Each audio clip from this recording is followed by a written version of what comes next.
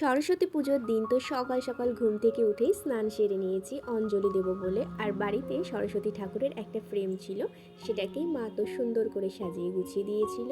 আর পঞ্জিকা দেখে অঞ্জলি দেওয়ার মন্ত্রটা পড়ে নিলাম। এভাবেই নিজেরাই আমরা পুজো সেরে নিলাম। আর এবার তো সরস্বতী পুজো দুদিন পড়েছে, আর দুদিনই কিন্তু আমি বেরিয়েছিলাম। একদিন শাড়ি পরেছিলাম আর একদিন এমনি লেহেঙ্গা পরেছিলাম। আর এই যে দেখছো, এটা হলো সরস্বতী পুজোর দ্বিতীয় দিনে আমি ঘুরতে চলে গিয়েছিলাম কাটরা মসজিদে। মুর্শিদাবাদের কাটরা মসজিদে তোমরা কে কে এসেছো অবশ্যই কমেন্ট করে জানিও। এটা কিন্তু শুটিং করার বেশ ভালো একটা জায়গা, আর আমিও কিন্তু ভিডিও শ্যুট করার জন্য এখানে আজকে চলে এসেছিলাম আমার বিয়ের প্রি ওয়েডিং ভিডিও করতে। তবে কোনো ক্যামেরা দিয়ে নয়, আমার নিজের ফোন দিয়ে। আর এইখানে দেখছো আমি কি করছি, আমার হাতে এমনভাবে চিপে ধরেছে যে আমি একদম কান্নায় ছটফট করছিলাম।